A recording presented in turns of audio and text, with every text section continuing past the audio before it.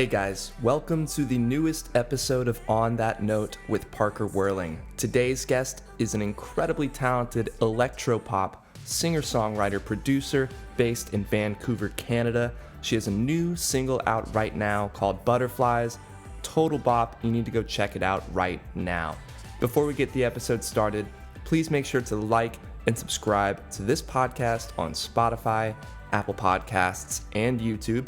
Don't forget to follow me at Parker Whirling and at On That Note Podcast on Instagram. And on that note, please welcome Serena Sun. Before we start the episode, I want to tell you guys about something new that I've been drinking called Up to Good. They're a sustainably minded brand making sparkling caffeinated drinks from upcycled cascara. If you don't know what cascara is, it comes from the exact same plant as coffee, where coffee beans are the seed and cascara is the fruit. This is what gives Up to Good its distinct tea-like flavor and also what naturally caffeinates it, which has been amazing for late night writing sessions when I need a little boost without the jitters, you know? They offer 3 all-natural flavors: cascara mint, lemon ginger, and hibiscus berry. My personal favorite is the cascara mint that I have right here. If you want to check them out, they're on Instagram at up2goodenergy or order from their site, up2goodenergy.com. Even get $5 off their sampler box, which includes one of each of their sparkling caffeinated drinks, by going to their website, up2goodenergy.com, and using the promo code OTN5OFF. That's OTN, the number 5, off. All caps, no spaces. So make sure to go to their website, up2goodenergy.com, and use that promo code OTN5OFF for $5 off their sampler box right now. I'm sitting here with Serena Sun. Thank you for joining me for an episode of On That Note. Electropop singer-songwriter, producer based in Vancouver, Canada. I'm excited because I got a little sneak peek of your new tune, Butterflies, which is out August 25th. By the time this episode's out, by the time you're listening to it, it should be out, so go check it out if you haven't yet. I usually like to start talking about the newest song, but I was reading your bio on your website, and I just thought there was some really interesting things in there about how you started working in international business after graduating UCLA.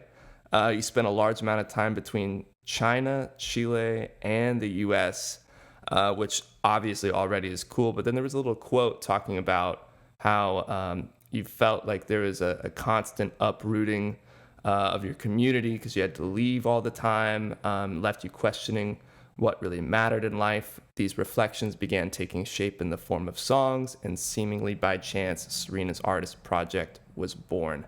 So a couple questions about that. After going through all these relocations, what exactly does community mean to you, and what kind of community do you want to belong to? A great starting question. Also, thanks for having me. Of course. I think community changes over time as I grow older, and like in college, I felt like it was the people I was constantly surrounded with, like my classmates and my friends from different clubs and stuff. And once I graduated and lost that, I was like, oh, I miss like my friends, but also like this community of people that I constantly saw. And I think as I got older and moved around a little bit, I was like, all right, I think I'm looking for something a little bit more close-knit, some people who like really know who I am and who I can really get to know on a deeper level, and like being constant, or like at least a little bit more constant, like intentional contact with. And yeah, I think that's like the sense of community that I crave specifically. Do you feel like you've had to get really good at making friends fast after moving around so much? Yeah, 100%. I felt like during that period I was going like a little crazy. I started making friends in the weirdest ways too. Like when I was in Chile, for example, I was sitting beside these 2 girls who I heard speaking English, and my Spanish wasn't great at that time, so I was like, okay, it's conversational, but not enough to really get into real conversations with people. And I heard them speaking English, and I was like, oh my goodness, like, how did they make friends in Chile? Because a lot of people don't speak English. So after like a half an hour of just eating by myself, I like whipped up the courage, like, okay, this is right before I was leaving, so I was like, okay, worst case, they're just super mean, and I could just exit immediately, but I was sitting that whole half hour, and I was like, okay, you could say hi, you could say hi, you could say hi, and so I turned to them, and I was like, hi, I just wanted to say, like, I speak English, and also, like, I actually asked them, I was like, how do you guys make friends here? Like, I'm kind of craving that community that I missed, and they were like, oh my gosh, be our friend, and it was just actually, like, the sweetest, like, intro to this group of expats that were living there, but that was a tangent, sorry. No. Yep, made friends in weird ways. You have to, I would imagine, when it comes to being constantly moving to new places, and how important does music play in making those friends? Like, are you looking for a musical community all the time? Is that maybe not as important to you? You know what? Now, like, that's definitely something I look for. Like, I also, when I'm traveling now, I tend to reach out to potential collaborators beforehand to, like, set up sessions and just, work with different people when I'm traveling. Like, I've been taking intentional trips to, like, LA and New York for, like, songwriting trips, and Toronto, too. And it's been a cool way to just make friends organically, it feels like. Like, I don't know about you when you're co-writing or anything like that, but I feel like we just start a friendship pretty strong by, like, sharing traumas and, like, what we've been through, and it's like right from the get-go you're like, hey, these are my issues. Yeah, just going through the mutual traumas first before you get 100%. anything done. Yeah. What kind of qualities do you look for in a co-writer or a collaborator? Because it can be hard to find the perfect match of somebody who is cool, is on the same wavelength as you, because sometimes somebody can be obviously very talented, but maybe you just don't click because either your strengths and weaknesses are different, or just in general you don't click personality wise. Yeah, that's a really important point to make. I think in past collaborations I've done, I've gotten really lucky by not only being introduced through mutual friends, but also, I guess, okay, the one collaboration that, like, became a strong connection that came out of nowhere was with a producer-writer named Cooper Leith. He's based in LA, and he actually is the one who co-wrote and produced Butterflies, as well as Breadcrumbs, which is another song that I've already released. But I cold emailed him. Like, I found some songs that I really liked on Spotify through this artist named Laika, and I followed them both on Instagram, and they followed me back. I was like, sick. New internet friends. But then I, like, took this extra step of sending Cooper an email, just being like, hey, I, like, noticed you have some really great work out there. I was wondering if you'd be interested in collaborating, potentially. And so from that, he, like, FaceTimed me, so we got, like, a vibe check from afar, like, early.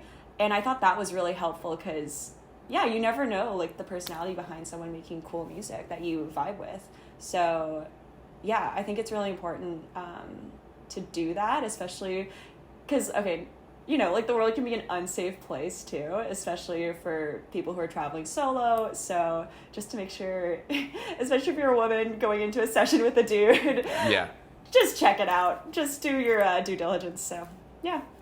Yeah, that's a good call, doing a FaceTime beforehand, especially if it's somebody that you have to travel across countries to go meet. Probably 100%. A good thing to check them out on FaceTime first. Mm-hmm. I feel like you get a much better, like, understanding of, like, who they are when you do a video call. Exactly. So speaking of Butterflies that you worked on with, what's his name? Cooper Lake? Leith, sorry. Leith. Yeah. Cooper Leith. I was like, Cooper Lake, that's where I used to live. That was Cooper Lake Drive. That's also like a cool name. Yeah, that sounds like a post-punk band, Cooper Lake. But anyway, so speaking of Butterflies, I saw, it is interesting because you released your EP, Shadows on the Ceiling, like only 2 months ago. So we're getting a new song real quick, which is amazing. But what made you not want to put this on the EP? Does it feel to you like it stands out in a certain way? It's definitely a different tone. I'd say the EP I released was, a lot of it was dealing with trauma. I mean, Breadcrumbs is a little bit more lighthearted, but it's just, like, a heavier piece in general. And I think Butterflies takes on this, like, sunnier, summery vibe that isn't necessarily, like, what fits that project. But yeah, I'm excited about it. I am too. Yeah. Did you have a different approach going into this song, like in terms of songwriting, or producing, or even the release rollout that that was different than previous projects?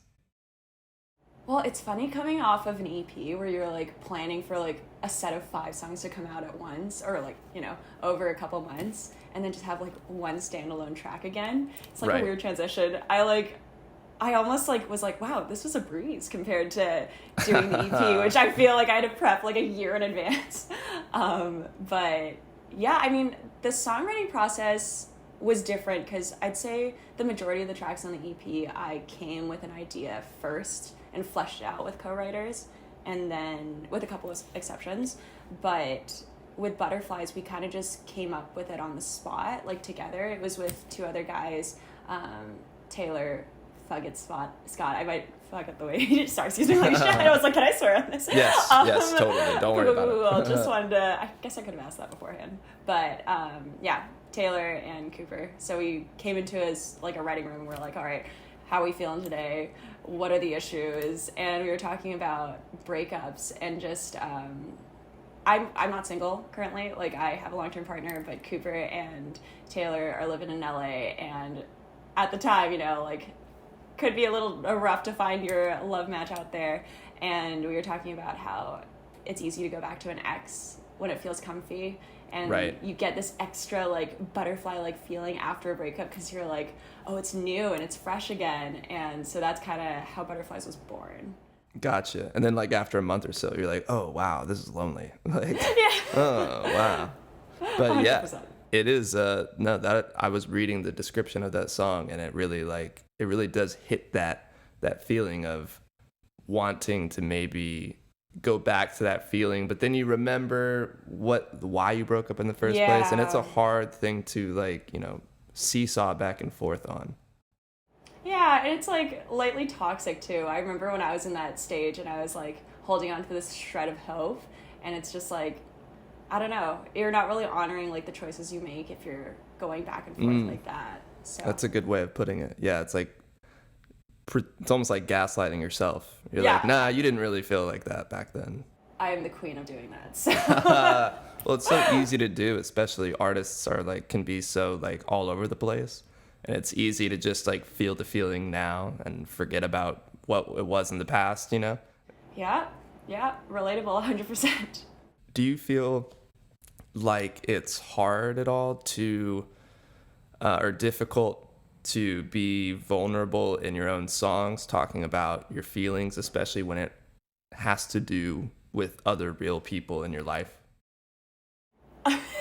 It's funny because it's almost like when you break up with someone and you lose contact, it almost feels like a superpower because you're like, I don't know if they'll ever hear this, like you've moved on, I've moved on. So Right. like, it's kind of like free reign. I don't know. I feel pretty comfortable like sharing through my music because from the get-go it's always been like a form of therapy for me, and like the only way for it to really be therapeutic is to be honest, I think.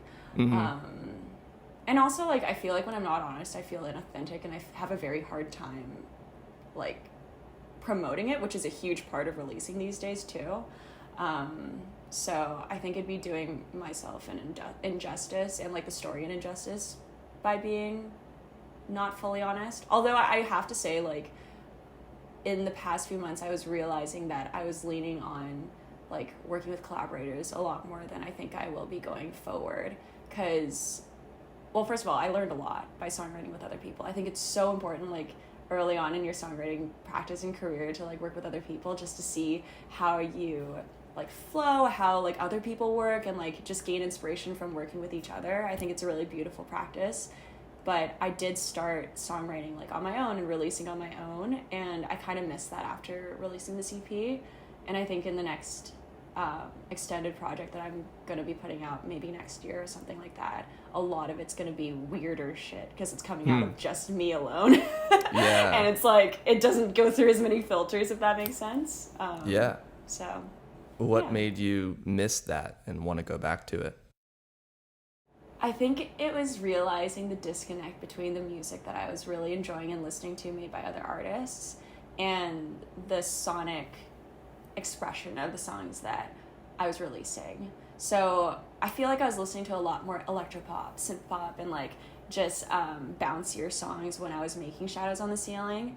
And then by the time it got released, I was like listening to a lot more like stripped down, like Gracie Abrams, like somber, like introspective, a lot of solo writing work. And I was just kind of like starting to like crave that again for myself. So It's kind of weird how the project that comes out that everybody hears is like your past self. So It's everyone crazy. else is hearing like what you Yes. were like or thinking about a year ago or maybe more. And you're on to something new with Completely new, different. yeah. And it could be, is that weird for you? Like, how do you kind of not cope with that, but how do you navigate that? That's a great question because I found it really weird at the beginning. I was like, how am I supposed to relate to something I wrote like half a year ago? And like that sounds silly because obviously like you can like go back and stuff, but you're also like during that time like hearing it 100 times plus, you know, like Right. you're going through the different stages of like from the demo or even just a voice memo to the fully produced version. And throughout that you're like giving production notes, you're giving mix and mastering notes, you know, like there's so many stages you go through before it actually comes out to the world. And I just feel like I always try my best to go back to the person who wrote that song and it's just like, okay, I felt convicted enough to put these emotions into writing and in a way that I feel like expressed it properly at that time. So to honor that and to honor the people who are going through similar things, I'm just gonna, you know, explain it with like the story that it came out of, you know, like, and just try to really explain it from that perspective rather than like 6 months later, if that makes sense. Okay, yeah. I feel like it can be beneficial as well to, if you're releasing a song that you wrote 6 months or a year ago that has significant weight emotionally maybe, or even if it's not, that the perspective you have 6 months later or a year later can really add to the fullness of the song, right? Because if it's a sad breakup song about how lonely you're feeling or whatever, then maybe a year later you have perspective of the things you learned from it, and that's what you can share during, you know, the promotional side of things, or if you're playing it live or whatever. And it's like an evolving thing instead of... It is a stagnant, like one Right. time thing. You're right. Yeah. I feel like you're able to bring a different perspective 6 months later too, which, Right. yeah, it's kind of cool. So over the years that you've been writing, recording, releasing, writing with other people, what would you say are some of the biggest lessons that you've learned that you would, if you could go back in time and tell yourself, would really like help you? I think early on I had a lot of, I mean, I still do, but like emotional crises and like moments where I'm like, what am I doing with my life? And I wish I could go back to each of those times and just be like, hey, like each song is like something special. It might not be exactly what you want, like, or you see yourself making. I don't know. I don't know if you ever feel this like as an artist yourself, but like when I was writing some songs, I was like, okay, these are good songs, but I know the best is yet to come. And like instead of holding on to each song and just being so precious with them that I wouldn't release them, like it's important to just like keep songwriting and like release the ones that feel right in the moment, even if they're not exactly what you see yourself making in the future, so that like it's still like a timestamp for that moment in your life, if that makes sense. Yeah. And things that I learned from my collaborators is that everybody has such a different way of songwriting. It's so like subjective, what is good, what is like you know, like what feels right. So if you are writing alone, I think I've learned that you should trust that intuitive voice, and like if you like it, that's good enough. Like that's really like something that I struggled with when I tried to go back from co-writing to solo writing. It's like, oh well, like how do I know if this is good now? You know, like I didn't get that immediate validation from somebody else in the room being like, that's fire, or like that's the line, you know? So Yeah, just to trust yourself is another one. Trust yourself. Absolutely. Yeah. And I bet that, that ties in with the idea of trusting that this song that you have right now is okay if you think it's okay to release now, knowing that, in the future, you're going to look back on it as like a journal entry, like Yes. for me, the songs I released 2 years ago, 2 or 3 years ago, are, I remember thinking like, these are cool and I like these, but I know in the future, I'm gonna hopefully get better. Yeah, yeah. And then, you just have to accept that in the future, these songs you're doing now, you'll probably still like, hopefully, but they're not gonna be exactly what you still vibe with, and that's okay, because every artist ever of all time hopefully is like that. At least the greats, they're constantly evolving and looking for ways to get better. Absolutely. And I think that's like such a big part of being an artist too. It's like not feeling trapped in what you've made, Like it's so normal for normal. Why did I say that? It's so normal for like people to evolve and grow over time. So like that should take form in like your art as well, Yeah. Do you feel like there's been anything in your personal life that has been like big learning lessons that have impacted the way you do music? Definitely. I mean, I think a natural part of growing older, if you grew up as a people pleaser, is learning to like use your voice, and like especially if it's your own song. Like I write very differently if it's a co-writing session for another artist. Like I really let them, drive the boat. Everyone is like on a boat together. They're the driver because they know where the story goes. Like they live the story, right? And so with them, I'm usually like asking them a lot of questions, having a little therapy session, writing down every single thing that they say so we can like form it together in like a nice way that sounds like lovely but also is super honest to their story. And I think when I'm writing for me, if there's other writers in the room, I used to let people be like co-driving the ship with me, and then I end up with songs that don't end up feeling super authentic to my story, and those always felt super wrong to me. And so by going through this process, I've learned that like I need to be able to use my voice in these situations and just be like, this doesn't feel right. Like even if it sounds good, it doesn't feel right.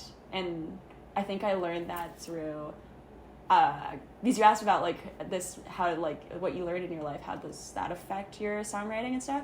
So I was in this master's program for business, and I actually had a student, like a, what's it called? Like, oh my God, it's been so long since I was in school. Just a classmate very much disrespect my boundaries. And he literally, long story short, went through something traumatic, opened up to me about it, and started continuously dumping. And I think at one point I was like, I have my own issues that I cannot, carry both of ours. Maybe seeking help would be something you should do. He was refusing to do that, but continuously dumped. And I was like, I think you need, please stop contacting me. I've never asked anyone to stop contacting me before, but this was just, too much. And he didn't respect that. And eventually, it made me realize, I was like, okay, there are people who will take your kindness for granted and, just walk all over you if you don't find ways to really stand up for yourself. So, I don't know. I started being a little sassier and just, a little more, a little bit more upfront about being like, hey, what you're doing is not right. And I didn't tell most of my classmates about it because it was a small cohort. But there was a moment where he tried to use, a drunk text to, just be like, oh, I'm so sorry I texted you again. It won't happen. I know you don't want me to contact you. And instead of just being, quiet about it in front of everyone, I was just like, yeah, your texts make me extremely uncomfortable. Please stop talking to me. And everybody kind of just turned around and was like, whoa, what's going on there? And I think that scared him off a little bit because I was like, yeah, that's right. People will start figuring out what you're doing if you keep going down that path. Wow. Yeah. Sorry, that was such a long tangent No. story. Hey, it's a podcast, we can go on these tangents. That's the Sick. best part about it. True. But no, that is, things like that will absolutely influence the rest of your life, even if 100%. it could be something that happens for a day, it could be something that goes on for weeks or months or years. But it sounds like you took a really shitty and annoying situation and, reflected on how that happened. And obviously this guy sounds like somebody who just has too much shit going on and has nobody like really close to talk to, and maybe that's because he always does this shit and then drives people away. But in a way, maybe it's a good thing it happened to you because you were able to use that and be able to navigate your own musical career using that that lesson learned. But I'm actually super grateful in hindsight, just because like I think I was genuinely too sweet and like tried to take care of other people's feelings before my own before that. So I don't know, I'll be kind and sweet to the people who are great, obviously, but you got to be selective, right? And that kind of thing, obviously nobody wants to go through something like that. Like I had not exactly a similar situation, but an old roommate who I just like felt like who knew how to like manipulate and take advantage of me just being young and like wanting to be kind of a people pleaser as well.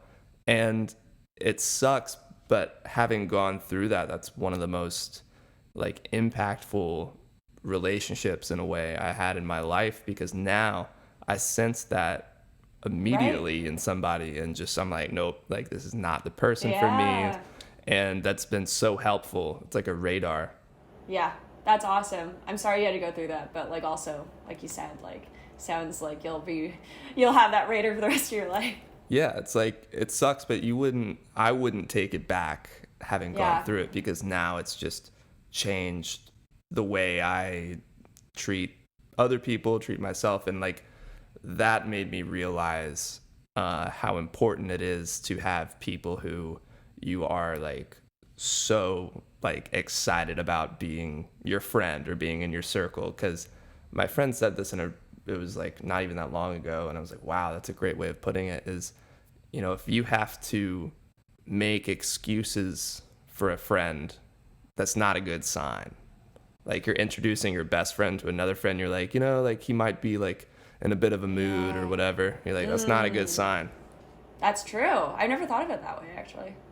Huh. Because some people you never have to do that for, and those people. No, absolutely not. Yeah. You're like, anytime you see them, they're going to be awesome. Absolutely. And those are the people that you keep close, because, close circle. Close, exactly. Loving circle. So just one more question before we get into the last 5, and it's more of just kind of taking a microscope to what I already asked you about in your life, how you wanted to, or what events maybe happened that led you to change the way your musical career goes. But with this particular song, Butterflies, what did you learn, if anything, just from this song that you want to take with you going into future projects? With this song, it's fun because this song is a lot more upbeat than stuff I will be releasing going forward. I think it's my last, okay, let's do a little fun synth electro pop song to kick it all off and just, or not just kick it off, what's it called? Just close it down. Literally the opposite of kicking it off. Like a farewell. Yes, yeah, I'm done. I'm done chasing butterflies. I'm done kind of focusing, I guess, on electropop. I'm going to be starting to release a lot more acoustic focus songs and more stripped back stuff that really give more space for the songwriting to be heard. And yeah, did that answer the question? Sorry, I blacked out for a second. No, that's okay. Yeah, so maybe in a way it feels like what you learned was it's okay to change into a new genre. Definitely. And this is almost like a farewell tour song. Yeah, For that kind it's of nice. vibe. It's like a transition. It's a transition Right. song. Right. And it's also like kind of like a same thing. It's like a transition of focusing on collaborating with a bunch of different people to like returning back to just maybe some stuff that I might not have felt completely capable of like opening up in a session setting. Like there's some weird ideas that I have that I'm like, okay, I know I would go for this, but I don't know how many other people would be like, I'm gonna flesh out that idea to its fullest, if that makes sense. Right. So, Committing to weird ideas is such a fun thing. committing to weird ideas is hilarious, and it's also like low-key some of your best work can come out of that. So Yeah, it's so rewarding when you look It back on it is. and you're like, damn, I really like made a weird choice, but I love it. yeah. And I love most people I think typically, maybe they don't like it, maybe they do, but when they do, they're like, they notice it. Yeah. Like they really like it. Amazing. Yeah, and I think it's like not everyone's cup of tea, but you're not supposed to be making music for everyone. You're supposed to be making music for people who like get what you've been through and like who've shared those experiences and are like, wow, like that hits home because I've lived through that. Right. And if you do try to make songs Yeah. for everyone, you're gonna just miss the mark because it's gonna be like not everyone is gonna like it anyway. Like it's kind Right, of yeah. It's impossible. lost cause, literally. yeah. Yeah. True. Look at that. Wisdom. Be yourself. Wisdom Be on the On That yourself. Note podcast. Yeah. Serena Sun. No, it's from you. we need the little air horn. The That's going to Nice. take us over to the last 5, where I'm just going to ask you 5 quick questions, and we'll be done. Number 1 is in the studio or playing live? In the studio. Wow, no hesitation. I love the songwriting side. That's like where my heart is. Yeah, I have to agree with you. Do you play live much? I have been doing a lot more this year, and I have started liking it more for sure. Like, playing with a band is a whole other vibe, and it's, like, very fun to connect with people in real life, too. Like, I love meeting people after a show, and just, if people connect, they're like, are you me? I had a girl come up to me and be like, I think we live the exact same life. Like, and it was, like, the best. But, yeah, it's, like, my roots. Songwriting is the root. Yeah, there's something about really creating something out of nothing. Yes. Like you go And into the studio feeling and all of a magical. sudden, yeah, it is like magic. Or taking something you already have, like a seed of an idea, and seeing it become like this amazing, like something you couldn't have imagined it becoming. 100%. Cool. Well, question 2 is, what do you think is a perfect album front to back?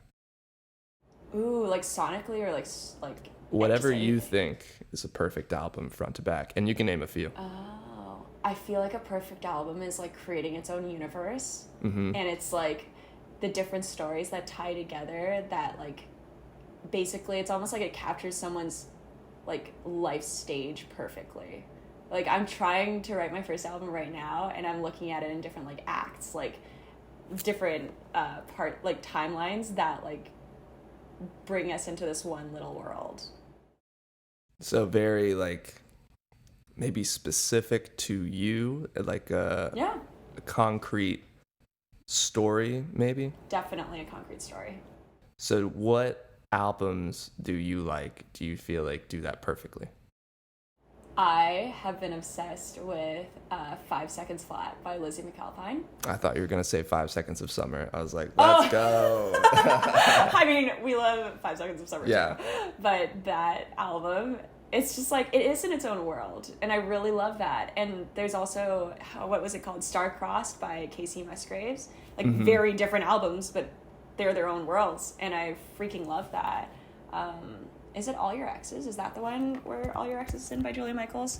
Because I also listen to that one on repeat. I tend to listen to a lot of like projects, and I think that's why I'm starting to like really crave releasing projects. Right. It's called, it's the Julia Michaels one is not in chronological order.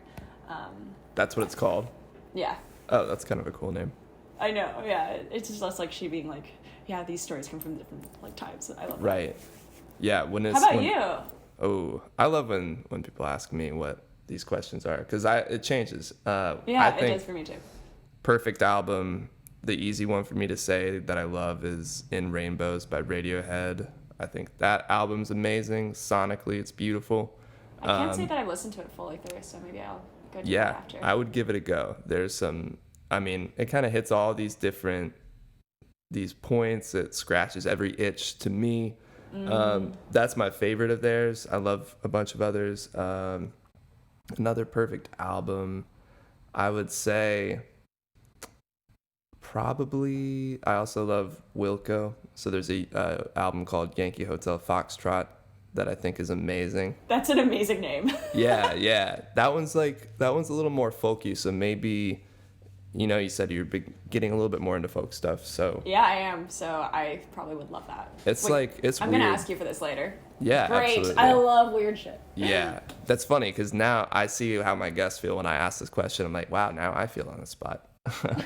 Even though I've been asking this question over 100 times, but those are definitely the top two. Okay. Oh, the other one is Frank Ocean, Blonde. Cool. For sure. Yeah. 100%. For sure. That album to me is one of those where every year when I come back to it, it's like I've changed and my perspective on the album changes with it for the better every time. I love that. I love that even with songs. You're like, whoa, I didn't hear that lyric the first time through, or whoa, that's what that means because I've lived through it. It's that's such a great feeling. Yeah, it hits different 5 years later, and it 100%. still stays with you. Do you have this is not one of my questions, but just in general, any albums from your childhood or songs from your childhood that you've gone back to that you're like, damn, I had good music taste back then too?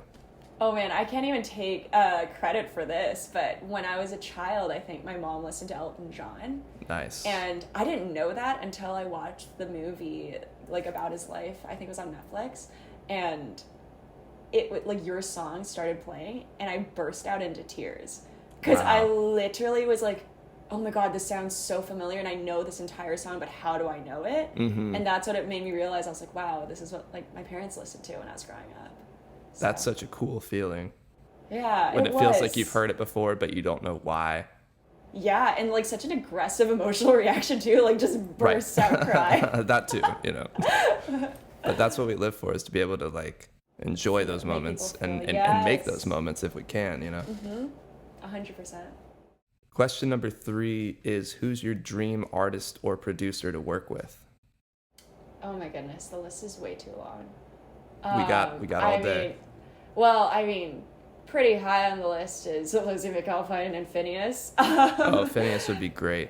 Yeah, writing with him or just having a song, literally anything to do with him. The man. I also just like the way he holds himself, Yeah. You can tell that he's just done a lot of self-work, and I think that's really admirable. I don't know Lizzie McAlpine. I don't know her. Oh my goodness. I just my best friend from college introduced me to her a while ago, but I just started really digging in this last year, and yeah, she's got some weird choices, but also that's what makes it her, right? Yeah. A little musical theater, jazz inspired stuff, but also definitely folk and pop. So, okay. Yeah, I'll definitely check it out. What was the album you said? 5 Seconds 5 Seconds Flat. That's her most recent one. Okay. Yeah. Okay, I'll check that one out. Somebody I thought would be kind of interesting would be Jack Antonoff. Oh yeah. That would be really cool. He worked with Taylor Swift and Lorde, right? Yes. A lot of their stuff. Yeah. Taylor Swift, Lorde, Clairo, I think. Clairo, and then cool. The list goes on and on, but right. It seems like he just really gets the best, most interesting stuff out of pop artists specifically. Yeah. That's true. He really helps shape the sound behind it too, which is cool. Or even Mark Ronson. Yeah, these are the greats, right? Right. Yeah. Hey, we aim high here at On. Yeah, absolutely. You gotta. It's funny because everyone's so close in music too. Everyone's just a couple of degrees of separation away, if not just one. It is a pretty wild thing. About. Yeah, the biggest people. You probably have one friend who knows them. Mm-hmm. Yeah, and then you just not to take advantage, but no, absolutely not. People what do they call it? What do they say? The meeting people or networking is 90% of it. That's how there's a word for it, or a phrase that I'm blanking on right now. But I also do not know the phrase, but I I think that's pretty true. It's like show up as your, like authentic best self, and like the people that are meant to like come into your like circle will. And honestly, like I kind of love like the idea of growing with your collaborators Yes. too. Like yeah. really like developing together, and just like, I mean, some of my favorite people have done that, and they seemingly come out of nowhere, but they've been working for years behind the scenes. Right. So. Yeah, that's a really cool thing to see when you like learn that 2 or 3 of your artists or your favorite artists like all have known each other, or like lived together for years and shit. You're like, whoa, that's wild how that happened. Like James Blake and Chance the Rapper were roommates. Whoa, I didn't know that at all. Which is like insane, because they did James Blake put out a song years ago, and Chance, like, they did a remix where Chance was featured on it. I'm like, that's kind of an odd combination. And then I learned later they were roommates, so he literally was probably just like, yo, do you want to hop on the track? That's sick. Oh. Okay, we're manifesting that for us and our friends. Yes, absolutely. Question number 4 is, what's on your musical rotation right now? Okay, yeah, definitely. I feel like I'm like a Lizzie McAlpine fanatic at this point. Let's go. But now I have to check her out. I literally listen to things obsessively for like several weeks. So 5 Seconds Flat, Lizzie McAlpine. That's the only thing I'm listening to. I'm not even kidding. Wow. Over and all over right. and over. Okay. Yeah, I'm a crazy person. No, I get it. You find something you love, and you just, it like for a month or maybe more. That's like what you listen to every day. She also released a little short film about it, and that's like my dream. Like I really want to like if I get the funds from like some sort of backing or whatever, to release an album and have a series of videos that make a short film about it, because like that's really creating that world, Right. You're really physically and visually and sonically like creating this world for people to enter. So Yeah, I remember Solange did that for her newer album that came out a few years ago, and it's amazing. And it's just, it's not really like, it's not a story, it's more just music. It's like every song is a music video, but they're all perfectly like, it must have been the same director for all of them, because they're so perfectly like, they go into each other, and they all connected. They all feel like they are part of this world, and that is like such a feat to accomplish. But when you do it right, it also costs so much money. Yeah, so much money. I mean, she's sisters with Beyonce, so I think they're good in terms of money. Yeah, they can afford that. But you can always throw on that DIY ethos and just make it happen. Oh yeah, I freaking love music videos that are DIY. Like, yeah, some of my favorite ones are all DIY. Absolutely, they have a nice, just like a nice, I don't know, taste to it, because you got to get creative with it. Yeah. You work with friends too. Exactly. All right, last question here is going to be, what's your favorite decade of music? Oh, dang. Oh, this is so funny, because I didn't I barely remember the songs that my parents listened to. They're both from like mainland China too. So it was also a mix of like Chinese music and like English speaking music. Maybe this is like not the cool answer at all, but I really like the music that's coming out now.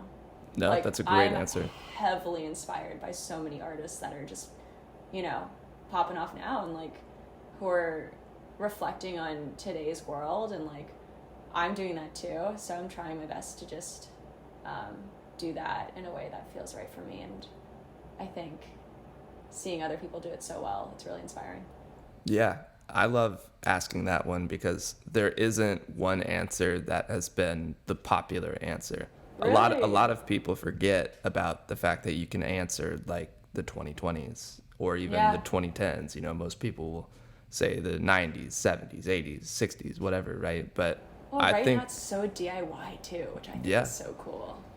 There was an interview I did maybe a year ago when we were talking about Noah Prebish from Simon's Spine, shout out, and he was talking about how he had a really good point about how in the 60s, if you showed them, like in 1960, if you showed them a song that was made in 1975, their heads would probably explode.